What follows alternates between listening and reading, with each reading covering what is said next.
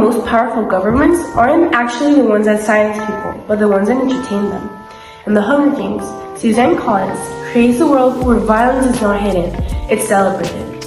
Every year, children are forced into an arena to fight to the death, and the entire nation watches. There are interviews, stylists, sponsors, dramatic music, and live commentary. And it feels like a show, and it's exactly the point. The Capitol understands something extremely important. Control is easier when people are distracted. Instead of hiding cruelty, they turn it into a show. Instead of silencing fear, they package it as entertainment. The citizens of the Capitol don't see themselves as villains. They see themselves as viewers. And that idea is disturbingly intelligent. Because when people are entertained, they feel comfortable. And when they feel comfortable, they stop asking difficult questions. Power doesn't need silence, it just needs attention. While the Capitol celebrates the district suffer, many people in the districts are starving. They work hard, they receive almost nothing, but every year they are forced to watch the games, a reminder of voice and control. The games are not just punishment, they are messages. They say, you are powerless, and over time the messages become normal. That is what makes the story feel realistic, because sometimes in our world, inequality also feels normal. We see huge differences between rich people and poor. We see opportunities that are not equal, but instead of questioning the system, many people accept it. At the same time, we are surrounded by constant entertainment, social media influencers, streaming platforms. There is always something distracting us. Important usage. Compete with trending topics, and distraction can be stronger than fear. The Hunger Games is without a doubt one of the most famous books and even movies of all times. A lot of us have seen the movie or even read the books a couple of times, and even created theories and analyzed the story. But why does this story impact so much? One of the characters seems to be so fascinating and interesting that keeps audiences interested. Is the story so good? Well, it is a mix of both. The story being exciting and how we see reflected in society. It is normal that when we identify something, our attention increases and we even start to talk about it. First, talking about the discrimination that the Hunger Games have. They are divided into districts, which had numbers from the richest and famous to the poorest and forgotten. Only people who are important are the ones chosen to go and play in the games. So this affects physiologically the participants into making them feel they are worthless. Maybe in real life we don't go to this type of games, but clearly this is still discrimination. Maybe being more camouflaged, but there is still. But there is something even deeper going on. The Hunger Games are a form of mental control. The Capitol makes the districts fight each other instead of working together. They compete instead of asking why the system is unfair. They just try to stay alive.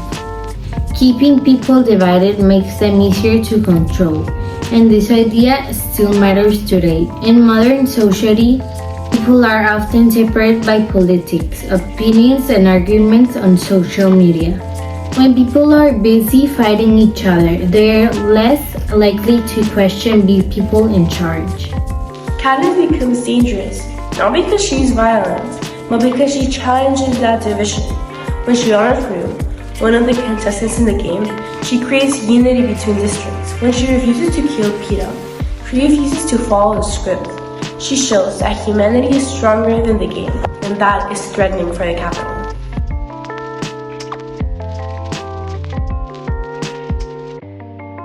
Another important aspect is how the media manipulate everything. The Capitol controls the cameras, it edits what people see, it creates heroes and villains depending on what benefits the system. The games are carefully produced and have a great impact on society, creating emotional control. And today, media also shapes reality. News can be changed in different ways so that people can see the reality and only believe the first thing they see. Sometimes we believe we're fully informed, but we are only seeing a little part of the story. This does not only apply to social media and how the algorithm works, also in how powerful people can make whatever they want. In Hunger Games, we see how only the rich people are the ones enjoying the games, and in real life, only a few voices are heard, and the rest of us are like pennies in a chessboard. The Hunger Games remind us that it is so easy to manipulate us and to one small sector of society to have all the power. This book shows extreme limits that could happen. It hasn't happened yet, but in the future it could be. So how far are we from evolving into this new society? Maybe you could think this will never happen to us because this is unhuman, but maybe we're living this today, but just in a different way, and with media trying to misinform. But not everything is the fault of the government and media. What about us as individuals? Why if our conscience says something is wrong, why do we allow it? The majority of people in the Hunger Games knew this was wrong, but why did no one do anything? Well, it's not that simple, because the government controlled a lot and people who were against the government could have really bad consequences. We all say that we're going to be different and be right, but when it's time to react, we stay quiet. An example are the social problems we have. How many times we have said we will give charity to a group of people or even to stay loyal to your principles. It is easy to say it, but not to fulfill it.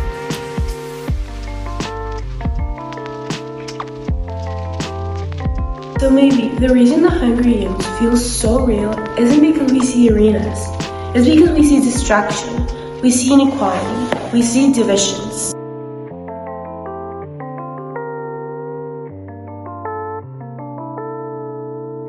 We see media shaping reality. The Capitol didn't just build an arena, it built a system where people were too distracted, too divided, and too discouraged to fight back.